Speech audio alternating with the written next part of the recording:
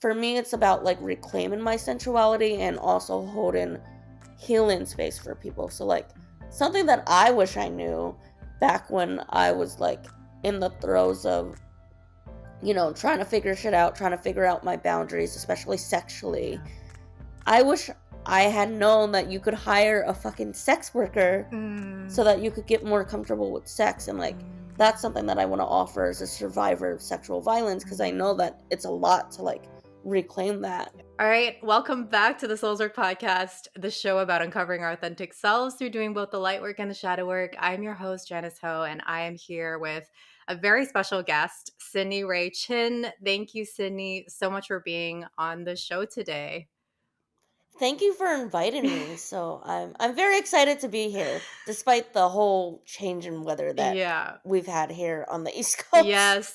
Sydney and I were just talking right before this that we're both going to be coffee and just both recovering from being sick and having a sinus infection. So, hey, this is the real deal, everyone.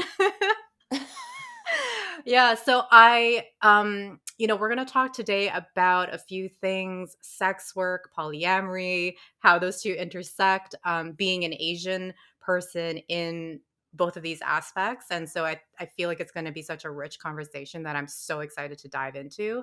I'm wondering, just to start, if you would like to introduce yourself a little bit for our listeners, whatever you'd like them to know about you. So, my name is Sydney. I use they, them pronouns. I am a non binary femme, just very gender fluid person. Um, lately I've been loving like the femme boyish look. Love the hair. If you're watching this, I have like I don't know. I look like my brother, and I kind of like, even though my brother and I are total opposites. But I'm a private chef and a pleasure curator and a sex worker. I started in the sexuality industry in 2020, wanting to make a change from like doing PR work that didn't feel so genuine to my soul to now, well, at first doing survivorship work and then going into non-monogamy work, which I still do, just in a different way. And now I'm finally doing chef work, and I love that because I believe that food is medicine, and I believe that we can tell stories through food, but also food can nourish us in more ways than just like literally nourish, but nourish our like minds, bodies, souls. So with my private chef work, I am launching catering for play parties, so kink parties. So if you want a chef who's very comfortable being in an environment where people are half naked, like running around with ropes and whatever, like I'm your person. I love Hit that. me up. I love how you're just combining all the things. That's amazing.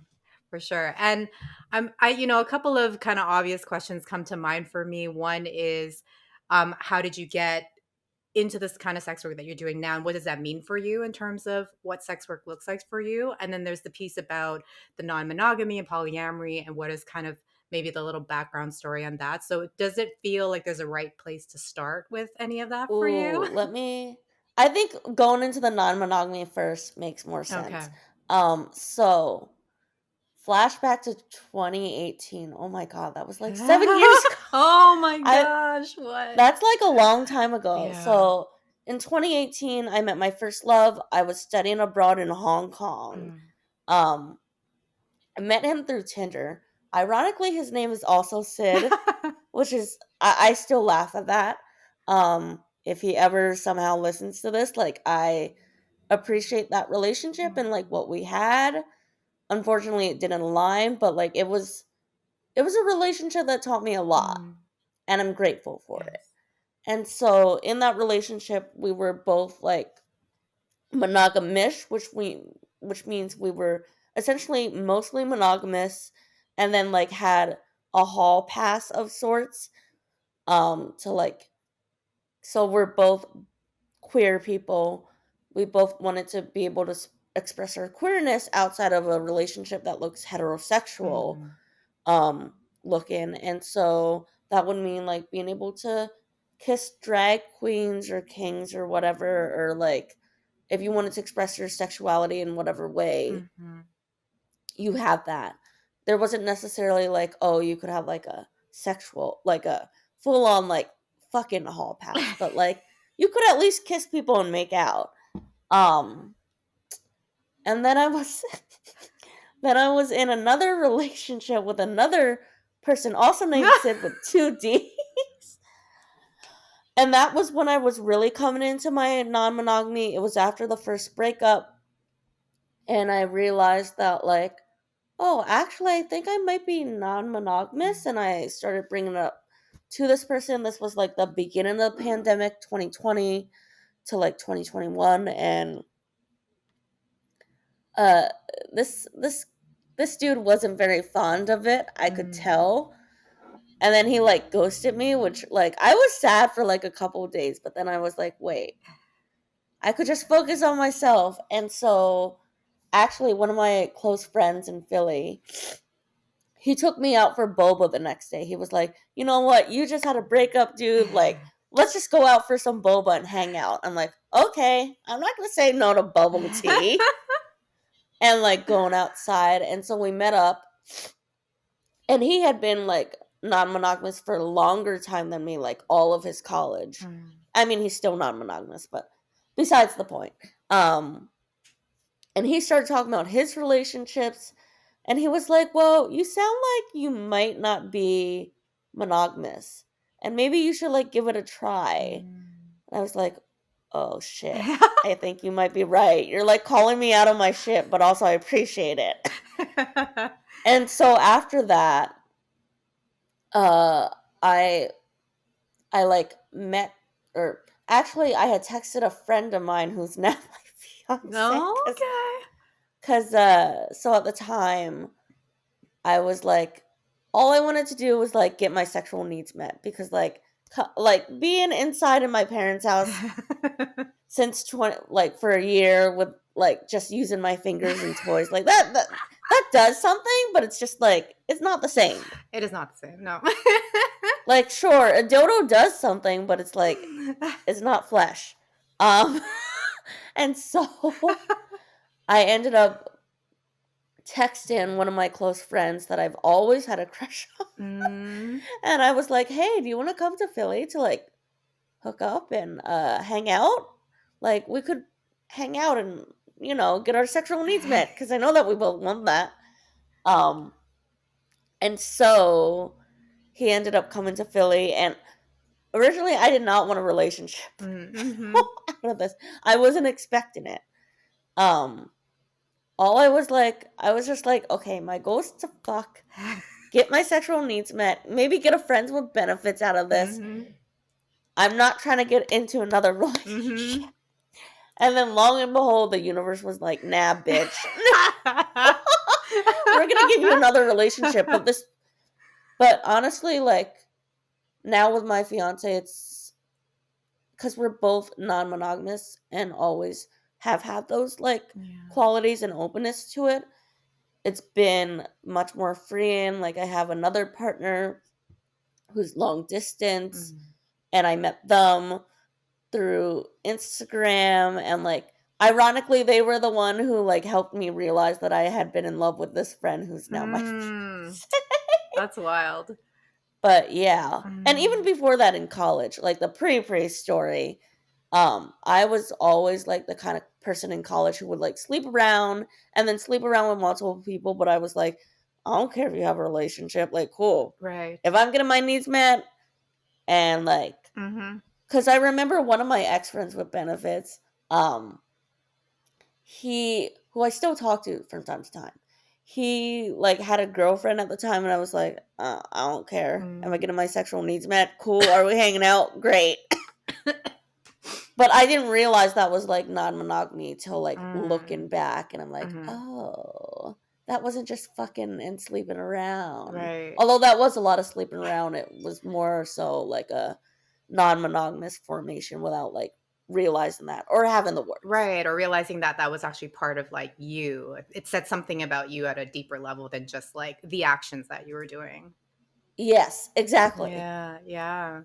So then what about the sex work? How did that piece come into the fold for you? So for me, I remember in college, when was this? Wait, no, 2016. So that's like sophomore year, I think. Okay. Um, so I remember that I had seen like a Vice, I guess, documentary or something like that, like an interview with with like a black dom and Mistress Velvet. Rest in power to them. They basically had white subs and would make them read black feminist literature, and I thought that was the coolest thing. I And so love that was like that. my first like, oh shit, this is cool. I didn't know it was sex work at the time, but I was like, oh shit, this is cool. Like, this is something that I'm gonna keep holding on to and thinking about. Mhm. But it took me a long time because it was like, I think I've always been interested in like showing my body because I like the creativity and the art behind it. Mm. And also like it was also unlearning. Like I grew up Chinese Catholic, so like it was unlearning that like I'm not a slut for doing that. Right. Like I have freedom to do that with my body, Yes. and not necessarily use my body, but like, get money for the fact that I am who I am. I love creating, and Mm. so what so then flash forward to 2020, I had been getting into sex ed through the survivorship realm and meeting a lot of sex educators who overlapped as sex workers. Mm. And so that's when I began to learn more about sex work. But at the time, I knew I was like, okay, I don't have enough boundaries yet. Ah, Like, I need to like really firm up boundary setting before I do this. And so it was something that I had been thinking about for a while. And then in 2022, I realized, okay, I've done a lot of boundary setting work. I think I'm ready. mm. I think I can say no more, which is the most Mm. important thing, to say no. Mhm. Um, and to know that I don't have to go like betray myself Yeah. and betray like what my body's feeling. And so in 2022, I started working with my friend Mistress May, and they're a peer support educator and longtime sex worker. Like, they've been a veteran in the sex work industry for a while. And so I started getting peer support from them, and then I made my OnlyFans, and I've been working on escorting. So I just got an escort ad out. So if anyone wants to meet my alter ego, you can find me on Trist. And I have my own website. And for me, it's about like reclaiming my sensuality and also holding healing space for people. So, like, something that I wish I knew back when I was like in the throes of, trying to figure shit out, trying to figure out my boundaries, especially sexually. Yeah. I wish I had known that you could hire a fucking sex worker so Mm. that you could get more comfortable with sex. And like, that's Mm. something that I want to offer as a survivor of sexual violence, because I know Mhm. that it's a lot to like reclaim that. Yeah. And also like it helps for someone to say, no, you don't have to do that. Like, Right. reassuring it's all up to you. And that's something that I want to hold space for through sex work, and also hold space for conversations around non-monogamy, because I think a lot of people are afraid to have those conversations. And so sex, or just being in touch, even if it's not sexually Mm. per se, like actual sex, like you just social, like in a social date setting, it's something that you can talk about with a sex worker Yeah. who has that experience. And that's what I want to offer, Mm. and offer healing, and offer like, hey, let's like do energy work, like let's really like hold space for you Mm, in this very unique way. mm, mm, And mm. so that's what I'm doing currently with sex work Ooh. and how I got into it. Yeah, oh my god, I have so many questions coming up from that. That's so amazing. One is the thing a piece about the boundaries, and then I would really love to come back to this idea of like sex work as healing work. But for the boundaries piece, because I've heard you talk on other conversations like on your IG lives and stuff where I really felt that strong sense of boundary setting that you seem to really have and embody. It feels very grounded and that it almost is very natural for you. But I was curious to know what that process was. And was that always something that was easy for you? Or did you have a process around it? And it sounds like you really took the time to set yourself up so that when you started the work that you wanted to do, you knew you had a really solid foundation, getting the peer support. Like that just seems so incredibly wise. And I'm curious if you can share, like, maybe a little bit more about what some of those practices can look like in setting boundaries, because I imagine this can be even be helpful for people who are not necessarily in sex work but just having sex in general, because I find that the setting boundaries, the saying no, the tuning into your body to be like, wait, actually this is too much or I'm not ready yet, can be very tough for anybody who is in sexual relationships. So, I mean, as someone who is seen as an Asian woman, even though I'm non-binary, I'm seen as an perceived as an Asian cis woman, which is definitely a privilege, don't get me Mm, wrong. Um I've always I've not always had this like strong foundation. I grew up in a people pleasing household. mhm, Like my folks are like second gen in between like for 1.5 and second gen, so like they have my family has a weird immigration history, so like there's like this unique cultural setting that I grew up in. And so I always thought that I had to be obedient and people please. Like a lot of my life was people pleasing. mhm, And it wasn't until that first breakup with my first love, who I still love dearly. Um, so if you like I don't wish him any ill will anymore. Like I'm very content.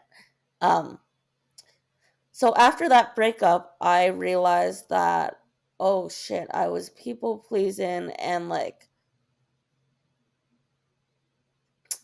formulated my identity around a man, mhm, which now I like learned and I'm like, that's not the thing I want to do. I want to formulate it around myself. But at the time I didn't know that. mhm, And so I started working with my therapist, well, my old therapist.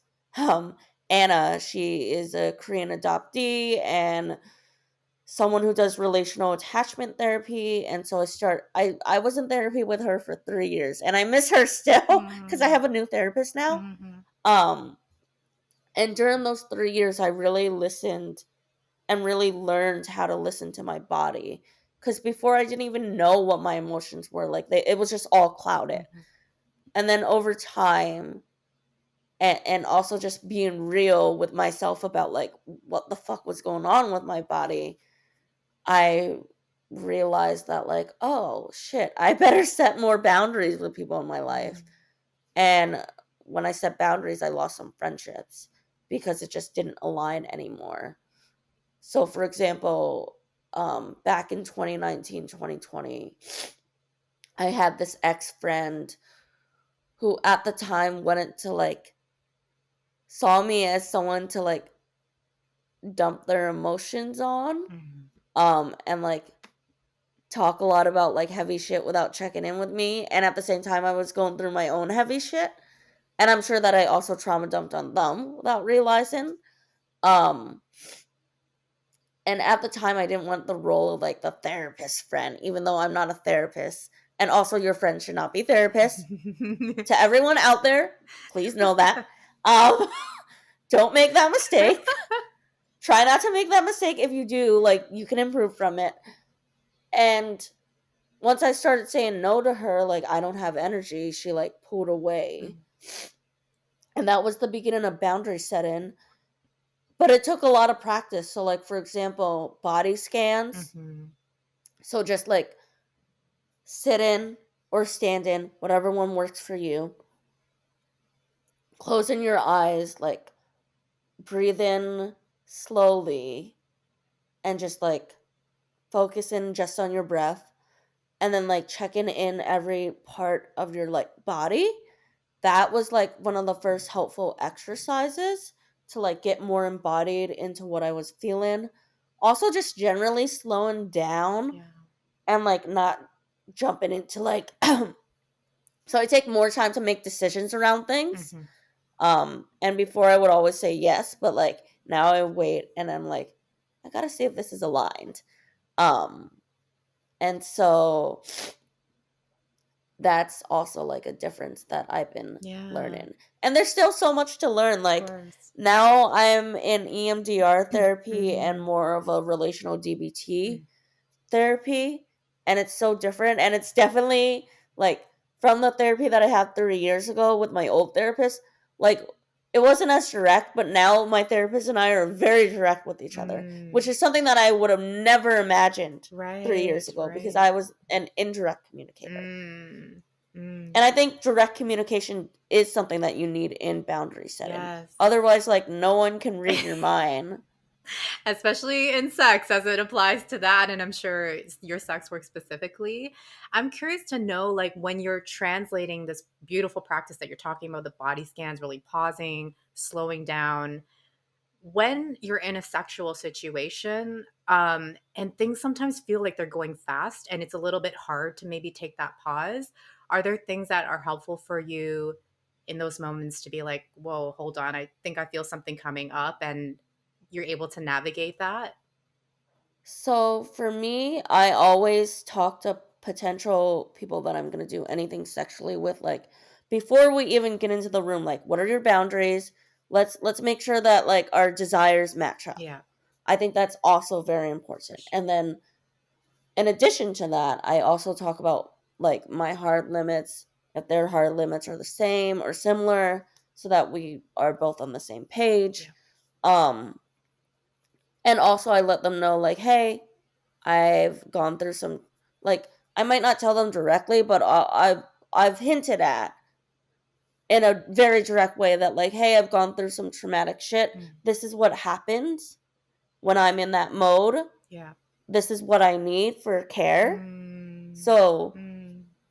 and so actually at an orgy that I had back in February at a play party that I co-hosted with a friend in New York, Mhm. um, I was feeling a lot of things after 2 intense rope bottom Okay. scenes.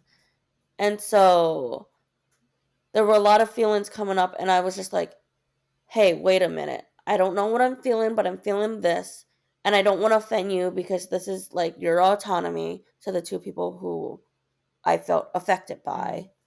Um Again, neither of their faults. It was just coming up for me. Mhm. And I was like, "Hey, this is what's happening." Like just telling them directly, like plain, this is what's happening in my body. Yes. I need a break. Yes. I'm wondering if you're okay to like either go into another room or just like stop kissing in front of me because it's really activated me. I don't know what the fuck is coming up. Mm. I just need to like cry about it. And Yeah. so I ended up crying about it and it felt really cathartic. Mm. And then it was just honestly like a lot of transformation after that. Oh, wow. And it was also the shadow work, Mhm. which is not fun always, I will say. Oh god, no. Because taking accountability is never fun, but it's needed. Yes. And it's supposed to be uncomfortable, Yeah. in my opinion. Yeah. Yeah. Yeah. But it sounds like you had a safe enough container there where I'm assuming that these people did respect that and allowed for you to have that space where you could cry and you can sort of like complete that cycle of whatever was coming up for you. Because I can imagine if you're with somebody who can't hold that space for you and understand on that deeper level of like, okay, something's being triggered for you, that could potentially even be re-traumatizing, or you don't get that support that you needed. Yeah, I definitely was in a like place where like I had a lot of close friends, just people like who genuinely wanted me to be okay. Yeah. And also it's about vetting your friends who you invite to play parties. Take note, people. Or vetting people in general that you're gonna play with. Like Exactly, exactly. take the time. Mhm. You don't have to like be quick with it. And like something that I'll do before meeting people is like I'll sometimes check in with my friends to see the vibes that they get. not necessarily like, oh, it's their opinion that matters, but like I just want to see a different perspective Yep. and then to sit with it. Mm. Um with discernment, which is something that I'm still learning because as again someone who grew up in a Chinese American household, it's like you're always told to do you're expected to listen to authority Yep. and listen to people in higher positions than you. And sometimes your mentors can be wrong. That's something that I'm learning. And Yeah. sometimes they might not always know. Mm-hmm. And you might know what's best for you Yes. rather than someone who knows what's best for you. Mm-hmm. Mm-hmm. Yeah. Yeah. Well, I'd love to go back to the piece about sex work as healing work, because I know for you, there has been a lot of this context of healing for your clients in being in relationship with you in that work. And I'm curious to know if they oftentimes know that whatever's happening sexually will be sort of a gateway or like a container for the emotional piece, or it just sometimes just comes up because you're in that very intimate space where they feel safe with you. And then suddenly it's like, oh, this is actually more than about just the sex.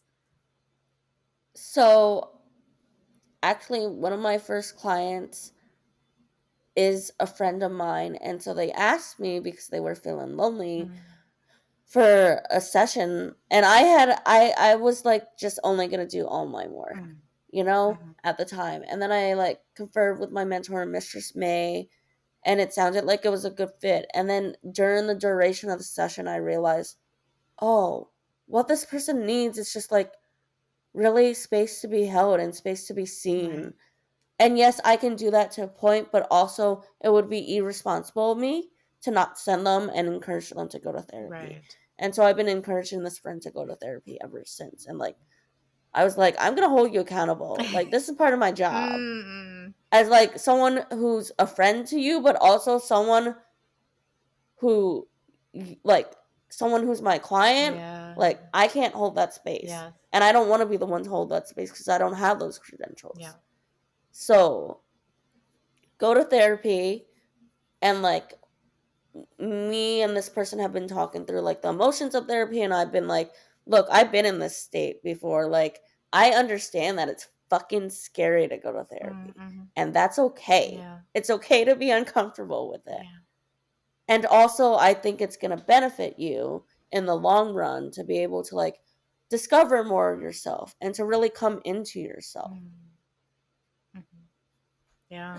It takes some gentle nudging, I, I will I I say. love how you do it though, because sometimes I'm even scared to just even say, "Hey, I think maybe you should go to therapy," because I feel sometimes a little bit nervous about pushing someone when they're not ready. But I can see how, in the context of this coming up in your work with a client, and maybe you inadvertently ending up holding space for them, that there is this sense of like responsibility of like, look, like when you come to me, this might keep happening. And there's only so much that I can really offer you in terms of what sort of deeper kind of healing and work that you might need. And so that makes total sense to me that you would want to sort of refer out the pieces that like you don't want to be responsible for, that maybe you just don't even have the capacity to. So yeah. And also, like, if they want to schedule like a virtual session for an hour, they can pay me $300 and literally I will pretend to be your girlfriend Yeah. and also help you find therapy. Like, I have a spreadsheet. So, like, I can send you the spreadsheet.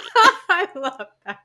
Because I've helped a few friends find therapists because I know how hard it is Hmm. to find a fucking therapist, especially if you're a person of color. Yeah, I know.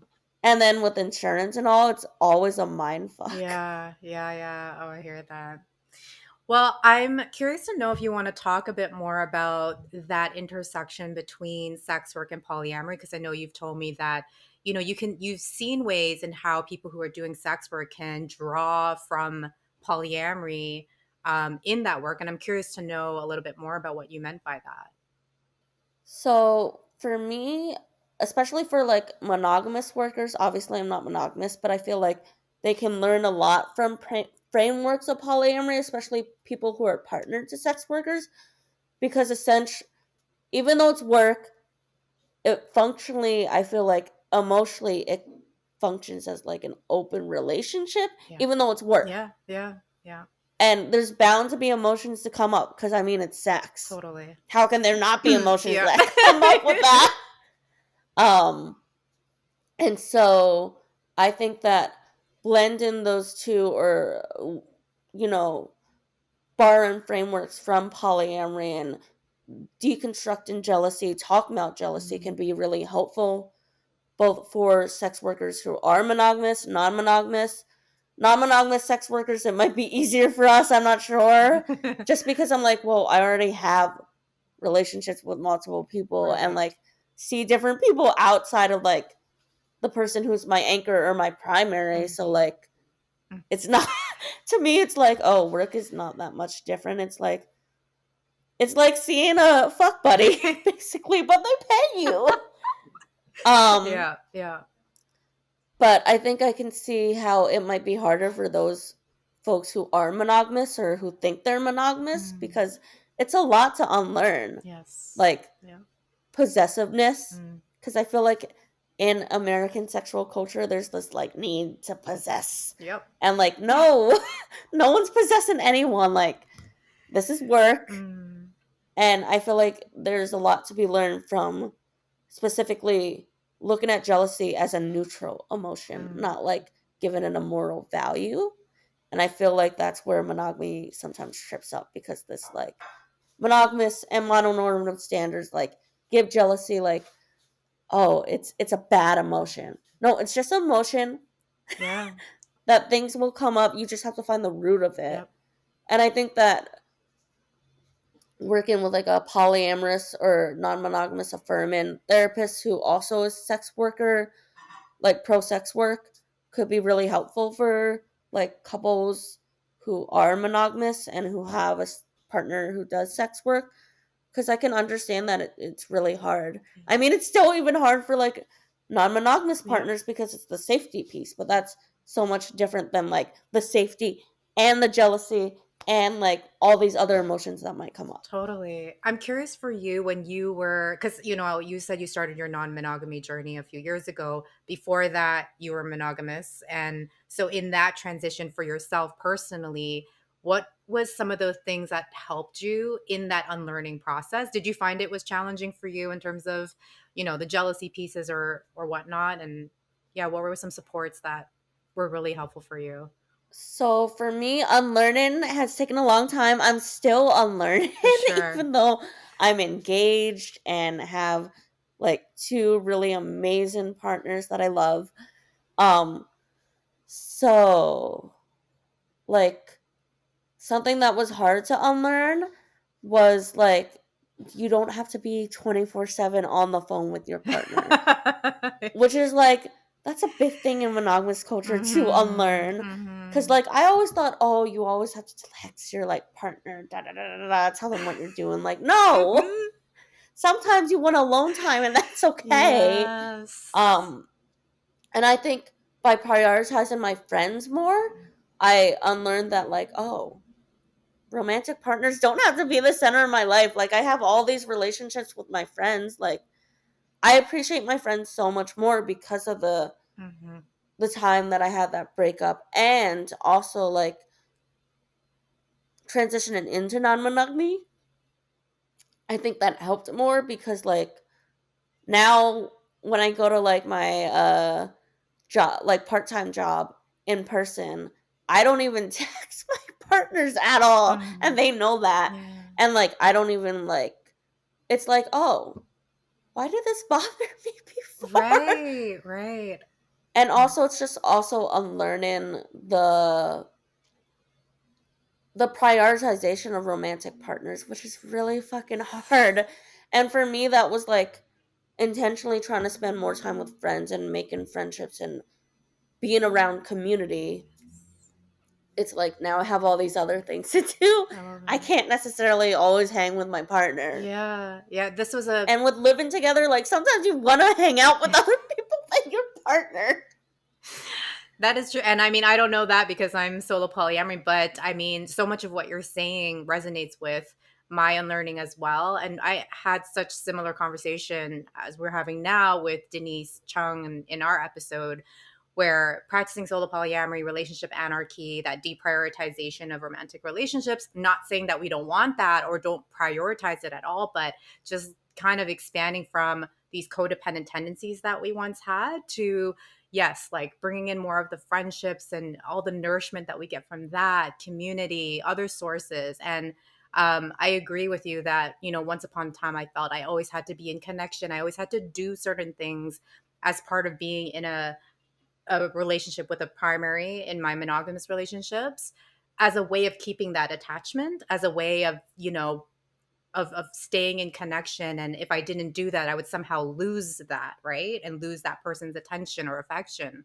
And now it's like, actually, when I really build the secure relational dynamics between them, I don't have that same sense of fear or urgency that I must be on top of it every day, like in terms of communicating with them. There's this like, I can rest in the knowing that we've built that relationship through the actual relationship, So it's been a very different perspective and approach to how I do romantic relationships specifically.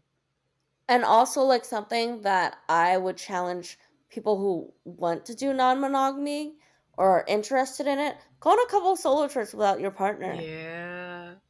I Yeah. personally love, so I go to New York like every few months Mm, without my partner because it's like business and then some pleasure related, but mostly business.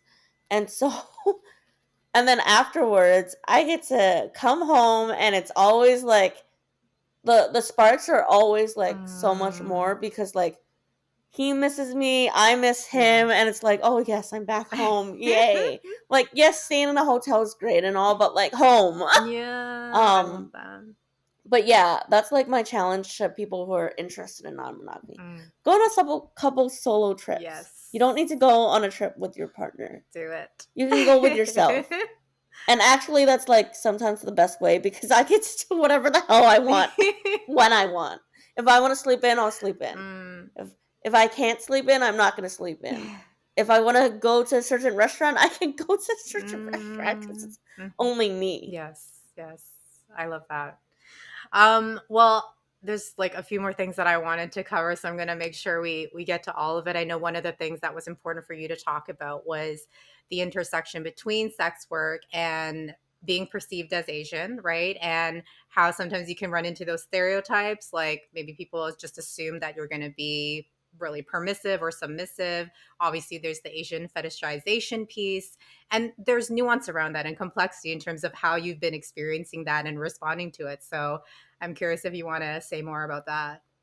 So, in terms of like, so I've started sugaring too because like escorting right now, it's kind of drier than the desert right now. So, And do you mind, for our audience, for those who don't know what sugaring means, like so what that is? sugaring in short, the short version of it is that essentially there's sugar daddies, sugar mommies, glucose guardians, sugar parents, whatever you want to call them. Typically older people who want to invest in younger Mm, people and have them on their arm as like arm mm, candy and to like treat them as their girlfriend or boyfriend, whatever partner. And then they pay them for these dates or sometimes give a monthly or weekly allowance. Sometimes these arrangements are online only, mhm, sometimes they're hybrid, sometimes they're in person. um and it doesn't always have to be money, like it could be business mentorship. mm. And so ever since I started putting myself on sugar insights, like one of the first messages I got was something about like, oh god, I want to eat you like a Chinese buffet. And I'm just like, and then this dude said something about like coming inside me, and I'm like, I said nothing in my bio about that. Mhm, mhm. And it felt so like violating and made me so upset because it's just like, Right. I'm not an object. I am a person. And also like, why the fuck are you comparing me to Chinese buffet? Like that's just also really offensive because it's like looking at me as like this cheap Mm, object. mm, mhm, mhm. Which like companionship is not cheap. Yeah. Yeah. I don't know who thinks companionship is cheap, but it's not. Yeah. Mhm, mhm. Yeah, so there was that aspect of it, which, like, when I hear about it, I feel like the grossness and that sense of violation. And then I know that you've also said, well, there's this other piece to it as well that you've kind of realized in going through this experience. So so on IG, like I've always posted a lot of boudoir photos. Like that's always been kind of my vibe. Mm-hmm. And a couple years back, people used to like make very like sexual comments. And I realized that like, wait, people are viewing this shit for free when I can actually make them pay for it. Yeah. And so to like reclaim that part of myself and reclaim my body and Mm, also reclaim the stereotype of like the submissiveness, mm, I was like, I put down my boundaries of like, no, this is not a dating app. Don't treat it like such. And then just stop like whining about these people. And instead, I'm just like, you know what? If you want to see all the rest of this, it's behind a paywall. You mm, have to pay $8.88 or $8.88 mm, mm, to see this mm. and to get to message me or whatever. Right. You can tell me your like sexual fantasies there, Mm, but not on Instagram. And I think for me, like that feels good, but also it's like riddled with that history mm, of like Asian women or people perceived as Asian women were seen as these like submissive objects and just like even in kink people assume that I'm submissive, which yes mm, I am submissive, but also I'm a switch. mhm, That's mhm. a little different. Yeah. Yeah. And so it's a matter of balance in that, and I still find that like yeah sometimes I'm frustrated in sex work because certain men, particularly white men, not always but Oftentimes. oftentimes it's white cis het men that will see me as like this this like very submissive Asian woman and stereotype me, and it's just like no I didn't consent to that. Mm, And also like it can give me the learning or it can give me the opportunity to give them a learning experience if they consent to that mm. about like hey this is what's up Yeah. and I'm gonna correct you, but also it's like at the same time I'm like some of my livelihood depends on this stereotype, but then Right. I can flip it on the edge Hmm, hmm. they when they come into my like space. Right, right, right, right. Well, it sounds like there is like intentionality behind it, and this sense of like agency, owning it, of really choosing how you want to like be in relationship with that dynamic, because it is very complicated and can bring up all sorts of those emotions. But it sounds like you've landed in a place where it's working for you for now. And Yeah. yeah.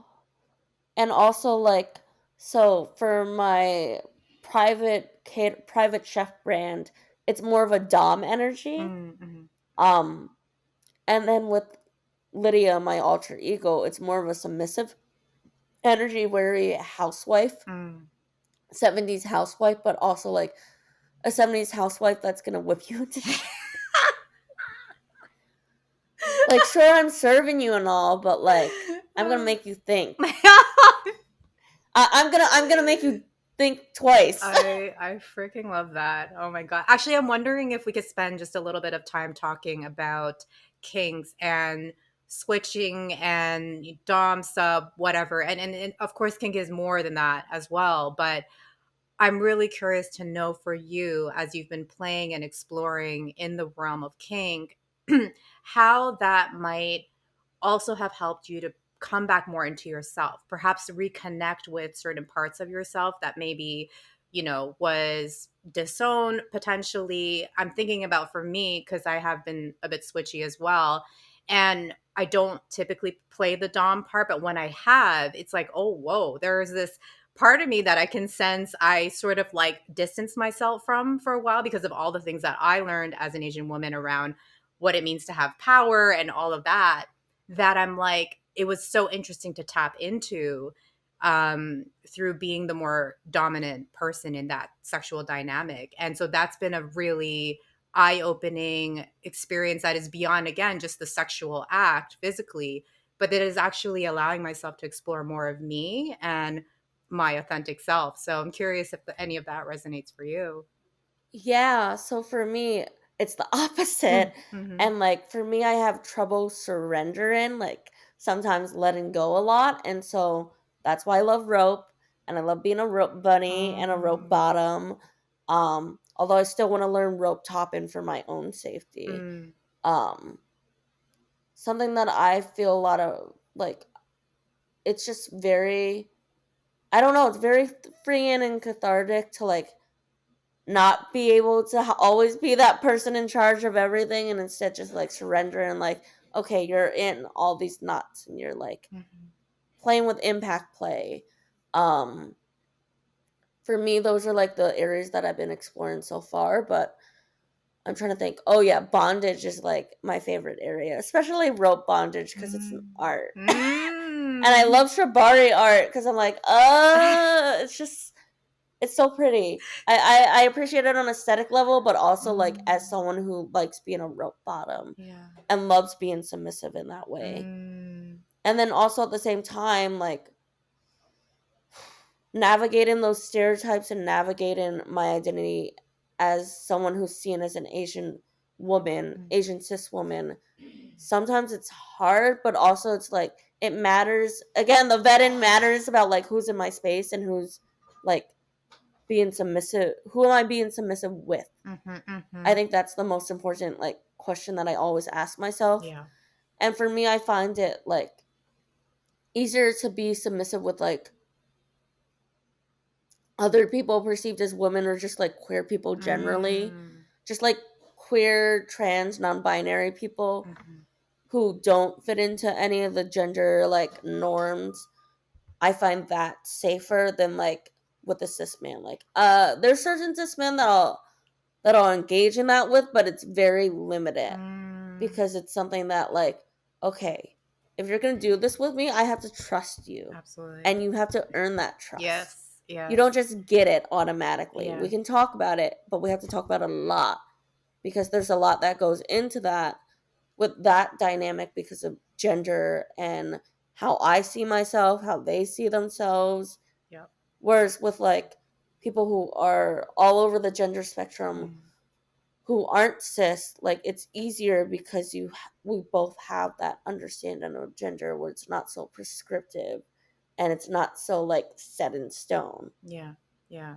Yeah. I really appreciate you saying that. I feel the same way. I also similarly what to what you're saying, like I like being tied up sometimes when I'm in that more submissive role because I'm not so much someone who tends to need to be like in a lot of control in relationships, but because I've learned to be so self-sufficient in my life in general, taking care of myself in many ways, like I do love that feeling of surrender in a way.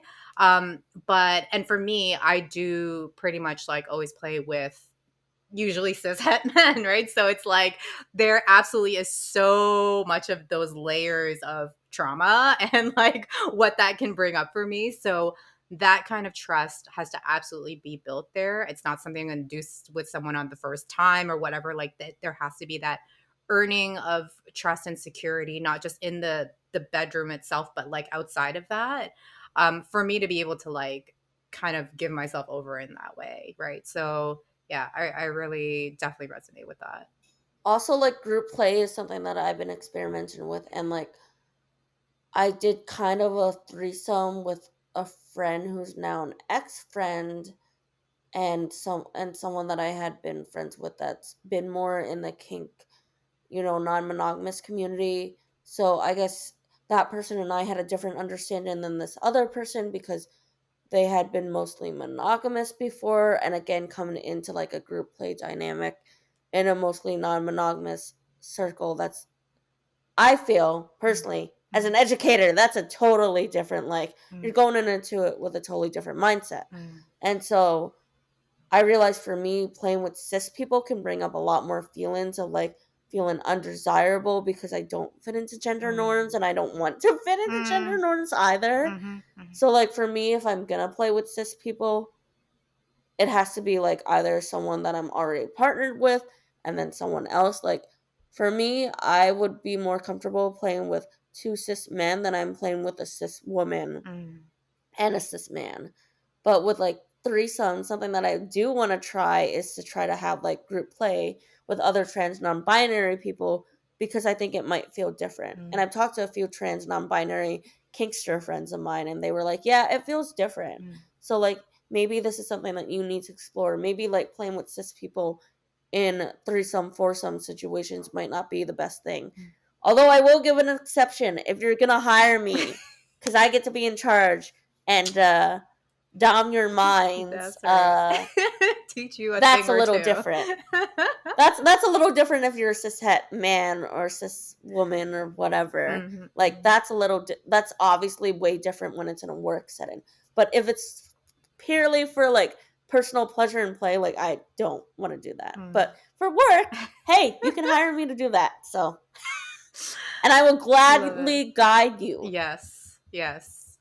Because I understand there's a lot of like, for me, that first group play experience, there were a lot of emotions that came up for me that I didn't realize. And I've been non-monogamous since like 2018, which is like a long time.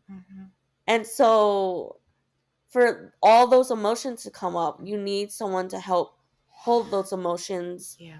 And I think that's why people who want threesomes who are partner hire a sex worker. If you like just get any person off the street, it could end up like not great in my opinion. Cuz you don't know what emotions are going to come up. You don't know what you're going to feel. If you don't have an intention, it might be even more like jarring for your body somatically. Right. And like if you don't have a ground in like and also if you don't have the education of like knowing what non-monogamy is, there's also that educational component of like these are things that bound to come up. But if you don't know what will come up, then you can't really address it. And usually you don't have the kind of conversations that someone would have with you in your role as a sex worker that you would have with that person off the street or like off the dating app or whatever.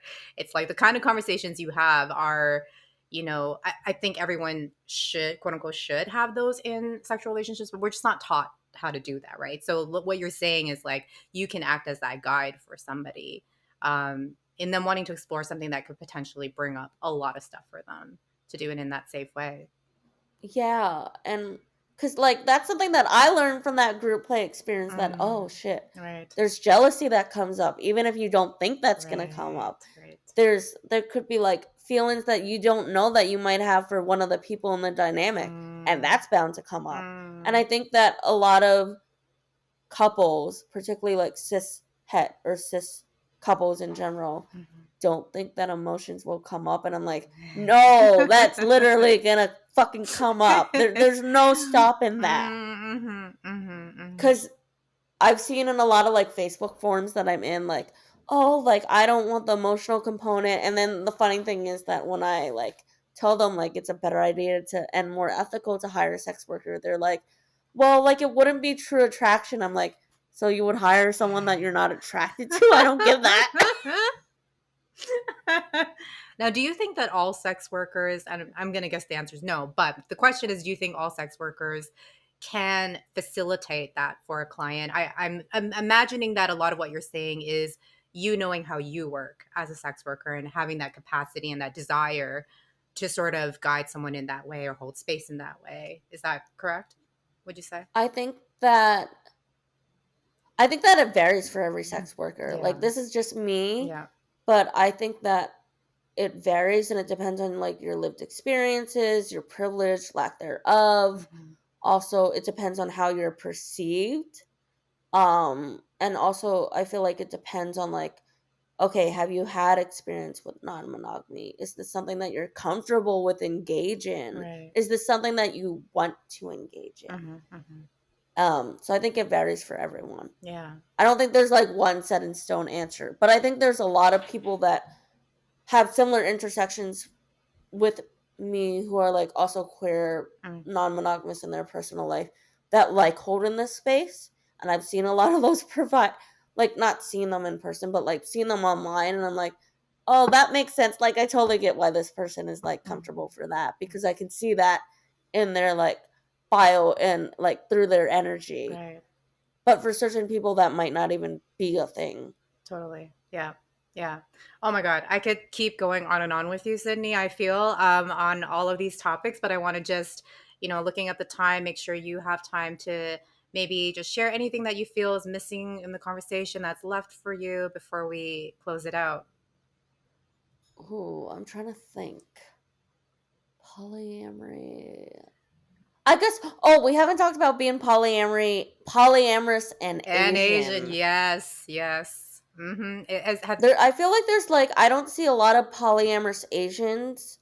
Uh, East Asians I see more of. South Asians I barely see any. Mm, Like you have to be in private groups to know if there's even any South Asian people who are polyamorous, which there definitely are. mhm, mhm. Um, I just haven't seen that as much on social media. Right. It's probably also because of like I don't know who uses Facebook. I don't know. Whatever. Um, but yeah, it's so I've come out to my mom about being polyamorous, and she just does not get it. She's just like, "Wait, what? Don't you need permission from your fiance?" I'm like, "No, we're both polyamorous. This is a collaboration. It's not a I need permission from him type of deal." Right, right, right. And also like my mom called it polygamy, and I'm just like, Was it? it's funny to me because I'm like, that's different and that's valid and definitely cultural for some cultures, but that's not what we're doing either. But Did you find that it was more confusion on her end, or was she actually like, was she sort of supportive? Was she like aghast? Like, because I feel like I would be terrified to tell my mom, like in terms of just the reaction that I would get of the disapproval or all the arguments against it that I would hear. Like, were you kind of like really hesitant going into it, or how was that reaction from her? so she's heard it twice in different therapeutic settings, and she was just shocked every time. She was like so confused, like how this works. And then the therapist in the settings had to explain to her what it is. Mm. Because I was like, I'm too tired. I do not want to explain this. So, Yeah. like, the therapist would take over and explain that. And then she would still be like, huh? And I'm like, okay, well, I mean, you're a Catholic convert, so I get that. Um, and then generally being Asian, I feel like there's not a lot of like Asian non-monogamous people that I met Mm, on the East Coast. mhm. If you go to the West Coast, there's like a bunch of West Coast Asians who are just like non-monogamous, and I'm just like, damn, where are my East Coast Asian non-monogamous people that I can meet? Because I feel Mm. like it's hard to meet like-minded community. Yeah, totally. And then I'm often friends with more like generally Black and Indigenous and other people of color, non-monogamous people than like Asians, because I haven't met a lot of Asian non-monogamous people. Yeah. And I mean, maybe dumb question, but I would like to hear it from your words is like, why is that important to you? To me, that's important because I feel like within Asian cultures, there's something like culturally different from other cultures of color Mm, that comes up with like specifically shame. mm, Shame is a big, big thing, I feel like. yep. Also, like repression, Mm, sexual repression, mm, and those two together, I feel like that's so different within a lot of Asian cultures that like sometimes I need to talk to like people who have very, very similar experiences to me because they'll understand more mhm. than like someone who is Black and non-monogamous, because that's a totally different lived Yeah, experience. I understand that as an Asian non-monogamous person. And I'm curious, like, I'm guessing that's had to be an unlearning for you as well, like that cultural piece. Yeah, it's the cultural piece of like not having shame around it. Yeah. What's helped you And in that? What has supported you? ooh, I think finding non-monogamous Asian community specifically has been helpful. Mm, Um, I also think that also like seeing people like Jada underscore Kiss. mm, Um, Jada's also a wonderful non-monogamous educator. Michelle High, a polyamorous while yes. Asian. Polyphila blog, Mm, Leanne. yep. Seeing just those folks, that helped me to realize that I wasn't alone Hmm, hmm. in this and that I could unlearn these things. But also, it took a lot of courage to do that. Yes. And it was like I was admiring these people for a while, and I was like, oh shit, I don't think that I could do that. But now I'm here, and like, Yes. Yes. it's been almost 2 years of being like just polyamorous, Mhm. and it's been like a journey. And also, I think a tool that if you are partnered with someone and unlearning non-monogamy, even if you both start as polyamorous, I definitely recommend couples therapy. Mm. Mm. You don't have to have a problem to go to couples therapy, No. just saying. Yeah. Because people do think that. But you don't need to, like, you can just want to improve your communication or improve how you navigate each other's triggers. Yep. Yep. And it's so fucking helpful. I love it. Yeah, no, absolutely. And the people that you mentioned on Instagram, those are all people that I follow as well, and that have helped me as well to see a little bit more of myself in others. And you are another person at Sexy Soup Dumplings who, is part of that group for me. And so I want to thank you as well for putting yourself out there, because it is through seeing other people that look more like me that helps me to come out and then talk about it on my podcast and put it out on my Instagram and all of the things. And so, yeah, I'm grateful for you. That's how I know you, for our listeners who are wondering. Yeah, through Instagram, and just, appreciating your content, appreciating the ways that you are brave and put yourself out there and share your experience. So, yeah, thank you for that. And also, like, learning from other people's mistakes has been so helpful for me, whether it's been like in Discord groups that I'm in that are non-monogamous and Asian, or like Facebook groups, or or just Instagram. Like, you'll see again, like Leanne, Michelle, Jada, they'll all talk about their own experiences, and it's like, oh shit. Yep. Light bulb idea. Hmm. Hmm. And then you like process it in your own way, and I take time to process that. Yeah. And that's also why I go to therapy, because I can process that in therapy too in a different way. Hmm. Hmm. Yeah. Well, I'll link to all the things in the show notes so people can go find those folks as well as you, and maybe we can just close this out with you sharing how can people connect with you and learn more. So I'm gonna be launching my website. It's no longer CindyRayChen.com. It's gonna be sexysoupdumplings.com. That will be coming hopefully shortly. Um and then I will also, so I also have my alter ego, Lydia. If you want to meet her, that's the only time that you can she her me. You cannot she her me any other time, but if you are booking me in that setting, you can she her me, because that's my alter ego. You can book her at eatwithlydialynn.com. I can train to you, fly to you. You just have to pay for those accommodations. Um, and then also, you can find me again at Sexy Soup Dumplings on IG.